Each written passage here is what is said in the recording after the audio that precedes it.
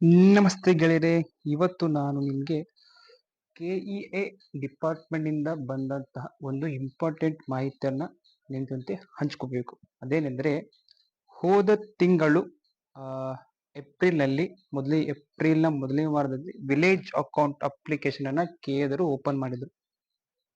ಅವಾಗ ಸುಮಾರು ಜನ ಅಪ್ಲಿಕೇಶನ್ ಹಾಕಿದ್ರು, ನಾನು ಹಾಕಿದೆ. ಈಗ ಮೇ ತಿಂಗಳು ಒಂದು ದೊಡ್ಡದಾದ ಮಾಹಿತಿ ಒಂದು ಪೇಪರ್ನಲ್ಲಿ ಬಂದಿತ್ತು. ಅದೇನಂದ್ರೆ, 1,000 ಗ್ರಾಮ ಲೆಕ್ಕಾಧಿಕಾರಿ ಹುದ್ದೆಗೆ ಬರೋಬ್ಬರಿ ಎಷ್ಟು 9 ಲಕ್ಷ ಅರ್ಜಿ ಬಂದವ.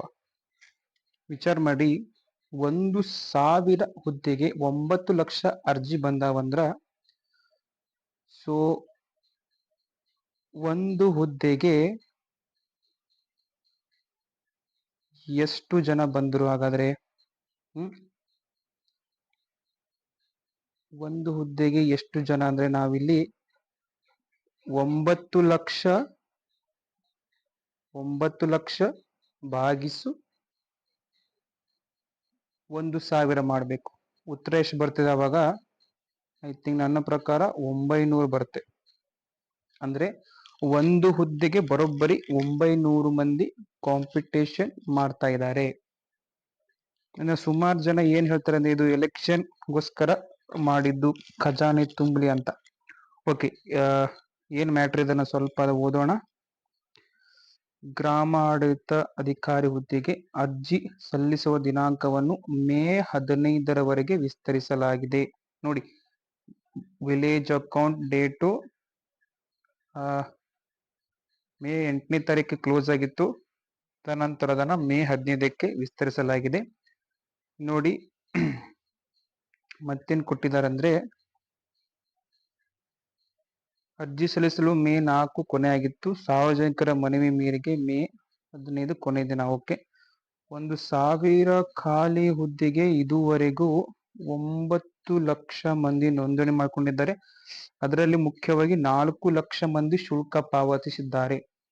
ಸೊ ಈ ಶುಲ್ಕ ಪಾವತಿ ಹೇಗಿದೆ ಅಂದ್ರೆ, SC ST OBC ಅವರಿಗೆ 500 ರೂಪಾಯಿ, ಜನರಲ್ ಕ್ಯಾಟಗರಿ ಅವರಿಗೆ 750 ರೂಪಾಯಿ. ಸೊ ನೋಡಿ, 4 ಲಕ್ಷ ಶುಲ್ಕ ಪಾವತಿ ಮಾಡಿದ್ದಾರೆ. ಓಕೆ, ಈಗ ನೋಡೋಣ. 500 ಅಂದಾಜಾಗಿ ಇಟ್ಕೊಳ್ಳೋಣ. 500 ಗುಣಿಸು 4 ಲಕ್ಷ ಎಷ್ಟಾಗುತ್ತೆ ಬರೋಬ್ಬರಿ? ಐ ಥಿಂಕ್ ಒಂದು 20 ಕೋಟಿ ಆಗ್ಬೋದಂತ ಅನಿಸುತ್ತೆ. ಎಷ್ಟು?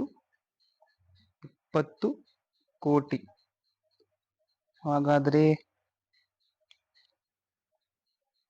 500 ಗುಣಿಸು 9 ಲಕ್ಷ ಮಾಡಿದ್ರೆ ಎಷ್ಟು ಬರುತ್ತೆ? ಐ ಥಿಂಕ್ ಒಂದು 45 ಕೋಟಿ ಬರ್ಬೋದು ನನ್ನ ಅಂದಾಜಿನ ಪ್ರಕಾರ.